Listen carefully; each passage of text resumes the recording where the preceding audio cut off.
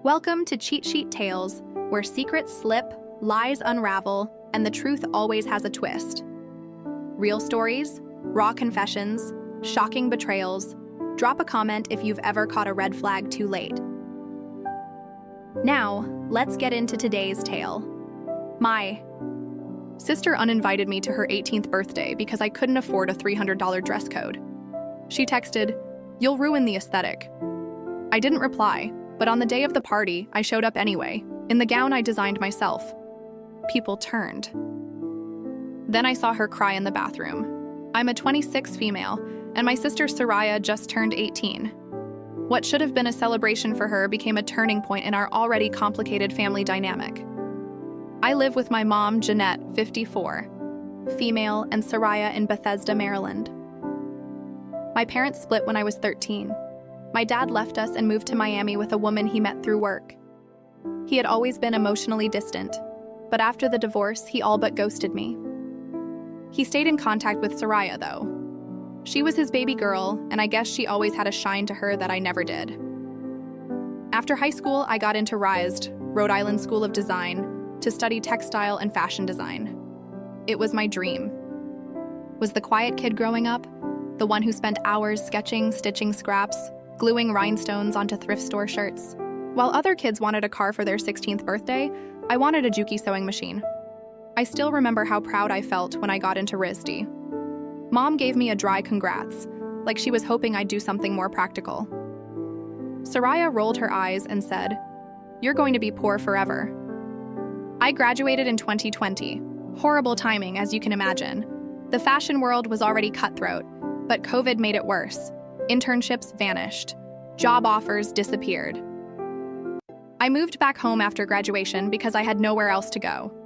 I picked up a job at a local coffee shop in Bethesda Row and worked late-night sewing commissions for Etsy customers and designing small pieces for independent clients. Mom didn't really hide her disapproval. She hated that I was still playing with fabric instead of finding a real job. Meanwhile, Soraya was getting thousands of likes on her TikToks and prepping for her final year of high school. She was obsessed with the idea of her 18th birthday being a milestone event. She wanted a party that would be iconic and aesthetically cohesive. Her words, not mine. Everything was being planned down to the finest detail. The venue, a ballroom at the Ritz-Carlton in DC. The theme, Parisian blush, whatever that meant. Mom was all in. She said it would be an investment in Soraya's social future. The budget, apparently unlimited. There was going to be a flower wall, a catered sit-down dinner, live violinist, pink cocktails, a mini red carpet for photos, all of it. I stayed out of it mostly. I knew I couldn't compete with all of that, but I still wanted to show up and support her. Despite everything, her attitude, the jabs about my clothes, the way she paraded around like I was some embarrassing cousin instead of her own sister, I still wanted to be there, to show up looking like something. When I asked about the dress code, she said, "Only high-end gowns. Think Dior, Chanel, or custom designer, nothing under $300. I laughed at first, thinking she was joking. She wasn't. I told her gently that I couldn't afford something like that, but that I could make my own. I even showed her a sketch, a rose-tinted, silk gown with asymmetrical draping and subtle floral embroidery along the hemline. I had spent weeks working on it in my spare time. It wasn't haute couture, but it was beautiful and unique. It was me. She stared at the sketch for maybe 3 seconds and said, "I mean, it's nice, but it's just not really the vibe. Like if you show up in that, people might assume we're broke or something." I stood there for a second, stunned. Then I asked, "Are you saying you don't want me to come?" She didn't even hesitate. "I love you, but yeah, if you wear that, it'll ruin the aesthetic." I didn't argue. I didn't cry in front of her. I just nodded and walked away. That night, I locked myself in my room and cried like I hadn't since I was a kid. Not just because she uninvited me, but because I had known deep down she would. Because every single thing in that house reminded me that I didn't belong in their perfect pink-filtered world. The days leading up to the party were silent between us. Mom never mentioned it. I'm not even sure Soraya told her. Or maybe she did, and Mom just silently agreed that it was better that I not be there. The day of the party arrived. I had planned to go to the movies by myself, or maybe just spend the day sewing, pretending it didn't bother me. But around 4 p.m., I walked past the dress form where my gown was hanging. The light from my window hit it just right, making the silk glow like crushed petals. And I don't know why, maybe out of spite, maybe out of pride, but I put it on. I styled my hair, applied soft makeup, slipped into the heels I wore to my senior showcase, and took the metro into DC. I told myself I'd just peek in, then leave. Just be there for a moment. When I arrived, the doorman gave me a once-over and opened the door without question. I guess my dress passed the test. Inside was like stepping into a dream. Pink chandeliers, floral installations, tables set with gold flatware, ice sculptures, a perfume bar. People were sipping champagne and laughing like they were all starring in some luxury teen drama. Then I saw her. Soraya stood under a cascade of pink roses, surrounded by friends, wearing a blush sequined gown that looked like it cost more than my college tuition. Her hair was curled and pinned just right, makeup flawless. She looked perfect, untouchable, until she saw me. She blinked, did a double take, and then her expression dropped. Not anger, not fear, just shock. Then whispers started. Heads turned. I could feel eyes scanning my dress, taking in the details. A couple of girls came up and asked me where I got it. One even said, "Oh my God, are you a designer?" I didn't answer. I just smiled and stood quietly. 10 minutes later, Soraya vanished. Curious, I followed at a distance, weaving through the guests and waiters until I found her in the hotel restroom, hunched over the sink. Her makeup had smudged. She wasn't sobbing loudly, but her shoulders shook and her phone was clutched in one hand like she'd just read something awful. She saw me in the mirror. "Why did you come?" she whispered. I walked in and stood beside her. I didn't raise my voice. I didn't insult her. "I belonged there," I said, "just like you." She didn't reply. After that brief, tense exchange in the Ritz bathroom, I turned and left. I didn't wait for her to say anything else. I didn't want to give her a chance to say something that might cut deeper than she already had. The truth is, I had nothing left to prove. When I stepped back into the ballroom, the mood had shifted. People weren't as giggly and animated as before. Maybe it was my imagination, but I swear some were watching the bathroom door like they were waiting for drama to spill out. I caught eyes with Bree, one of Soraya's closest friends. Bree had always been decent to me. She'd complimented my DIY pieces at family barbecues or birthday dinners before, and she gave me a look that was complicated, like she wasn't quite sure whether she should come talk to me or avoid me completely. She walked over eventually and asked, "Did Soraya invite you?" I thought, she uninvited me. I said, calm as ever, "I came anyway." Bree looked me up and down again. "That dress is unreal, Anna. Seriously, everyone's been talking about it." And she meant it. She wasn't faking niceness. That's the part that almost undid me. "Thank you," I whispered. After that, I hung back near the edges of the party. I didn't mingle much. I just sipped on the champagne and kept to myself. Occasionally, someone would walk over to ask about the gown, where I got it, what designer I used, or if I was someone from the industry. Each time, I just said I designed it myself, and their eyebrows would rise in pleasant surprise. One woman, a friend of my mom's named Clara, even asked if I had a business card. I didn't. I hadn't made one since college. She gave me hers and said to reach out. Her sister ran a boutique in Old Town Alexandria and was always on the hunt for fresh talent. Stayed maybe another half hour before quietly slipping out. I didn't want to make a scene, and I didn't want to have to look my mom in the eye. I walked 5 blocks before calling a lift back home. It was cold, and I remember watching my breath as I sat on a bench outside a 7-Eleven in my heels and silk. Felt ridiculous and powerful at the same time, like a rebel princess who'd just defected from the royal family. When I got home, Mom was already there. I hadn't expected that. I figured she'd be at the Ritz till midnight at least. She was standing in the kitchen, still wearing her floor-length evening dress, arms folded. "You embarrassed her," she said flatly. I didn't reply. "She's been crying for the last hour. What were you thinking, Anna?" I stood there in my handmade gown, mascara smudged from the cold wind, and listened to her scold me like I was a child who had drawn on the walls. "She uninvited me," I finally said. "She didn't mean it like that. You should have known she was stressed. You should have had the maturity to step aside." I did step aside. Then I changed my mind. She exhaled like I just told her I'd robbed a bank. "You think showing up in that, whatever you stitched together in your bedroom, was going to fix things? You showed her up. You made her look insecure on her birthday." I stared at her for a long time, and then I just said, "Do you even hear yourself?" She blinked. "I designed this gown. I hand-stitched every inch of it. You've never asked me about what I do.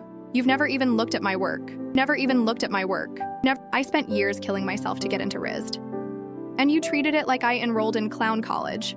I have been quiet and polite while you built Soraya into this little porcelain doll you parade around.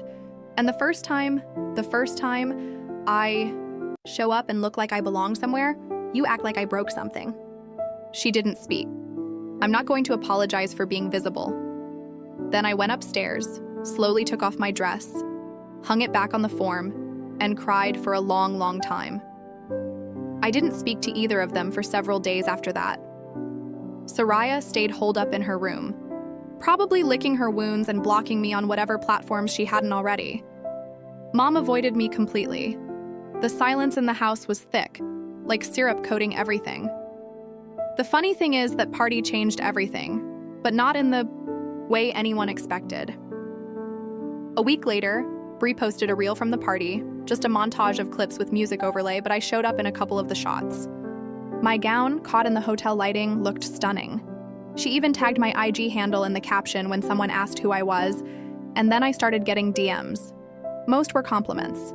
A few were from boutique owners. One woman in New York even asked if I could make something similar for her daughter's prom. It was surreal. I'd spent the last year sewing in the dark, metaphorically and literally. Suddenly, people were noticing. When I showed Mom the messages, thinking she might finally be proud, she just said, "Don't let it get to your head. People get excited easily online." That stung more than I expected, but I didn't let it stop me. I started posting more of my work. I began taking better photos of my designs, talking about my process. I even reached out to Clara's sister, and that turned into a small collection I sold through her boutique. Soraya didn't say a word through any of it, not even when I was featured in a tiny local spotlight piece for DC Creatives. Not even when one of her favorite influencers reshared my design. She just ignored me like I was a glitch in her story, but I know she saw it. I saw her look at me sometimes when she thought I wasn't watching, like she was trying to figure out how I had become a problem she couldn't delete. There's more, but I'll stop again here. What's wild is that I never wanted any of this to happen the way it did. I didn't crash her party to steal the show. I just wanted to be seen by my family, by the people who always expected me to shrink so Soraya could shine. And for once, I didn't shrink. About a month after the party, I started renting a shared workspace in Silver Spring with a few other local designers and small business owners. It was nothing fancy, just a sunlit studio space in a converted warehouse with creaky floors and walls thin enough to hear the buzz of someone else's sewing machine. But it was mine. I no longer had to sew on the edge of my twin bed hoping no one spilled coffee near my sketches. I began building my website, photographing my pieces, and networking at local makers markets. Slowly but surely, I started getting orders. First prom dresses, then bridal party gowns. Then someone reached out about creating a custom piece for a local DC gala. I was still working part-time at the coffee shop, but now I had traction. Something I built with my hands was starting to move on its own. Soraya, meanwhile, stayed silent. We coexisted in that house like strangers who happened to share a hallway. The only time we spoke was when I overheard her complaining to our mom about how I was making it a thing just to get attention. Mom stayed firmly on her side, though she had less to say to me these days. The day she came across a check I got for a bulk order and casually asked, "You doing something shady?" was the moment I realized there was no version of success I could achieve that would satisfy her. So I stopped looking for her approval, stopped waiting for praise. I started living as if I already had it, which in a strange way made it easier to breathe. 6 months after the party, something happened that changed everything. I got an email from a talent scout with an agency in New York. They were looking for emerging designers for a spring showcase during Fashion Week. Not the main runway, but a side event that featured newer names and independent creatives. One of their team members had seen my work through a repost on Instagram. Would I be interested in applying? I thought it was spam at first. I almost deleted it, but I didn't. I spent the next 2 weeks putting together a small capsule collection. 5 pieces, all blush tones, my personal middle finger to the girl who told me I ruined an aesthetic. They were airy, textured, unconventional. I sewed until my fingers were numb and my eyes were red. When I was accepted into the showcase, I cried. Not because I made it, but because I didn't need anyone else to get me there. The night before I left for New York, I got a call from my dad. He hadn't spoken to me in over 2 years, not since I turned 24, and he decided I was too old to expect anything from him. He said he heard from Soraya that I was chasing fashion stuff. He asked if it was real or just another hobby.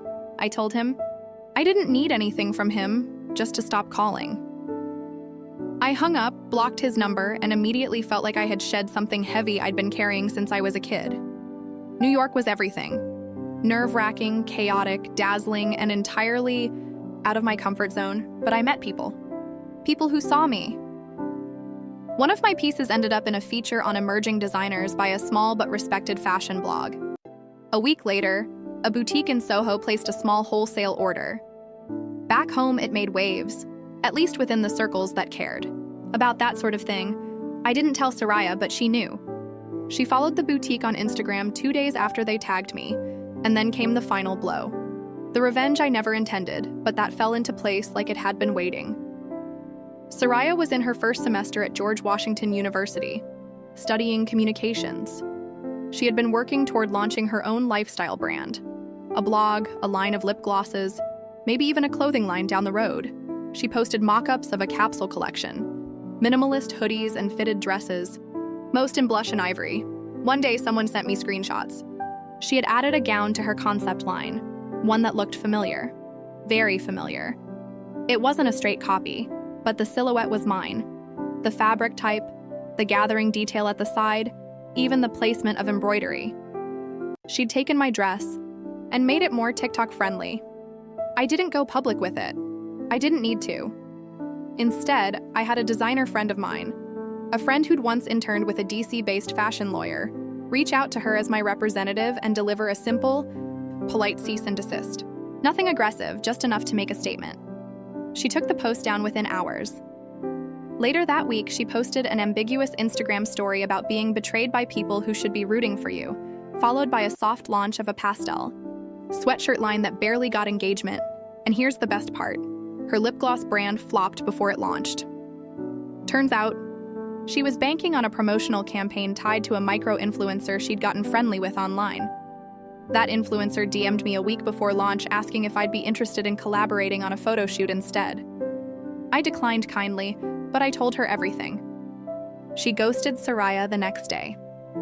Now I live in a little studio apartment in Adams Morgan, surrounded by plants and spools of fabric. I'm not rich, I'm not famous, but I'm free. I wake up when I want, drink coffee from mugs I made in a pottery class, and sketch out designs. I don't need to beg anyone to understand. My client list is growing slowly. I'm featured in an upcoming spring issue of a local DC fashion mag, and my inbox has a few promising leads from indie stylists looking for original pieces for editorials. I haven't seen Soraya in person in almost a year now.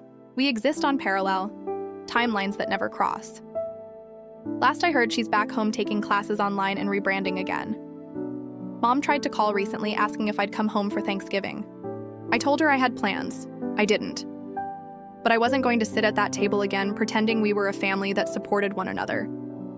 Sometimes people think revenge has to be fire and fury, but honestly, sometimes it's just successfully becoming the person they said you could never be, without ever raising your voice. And that's enough.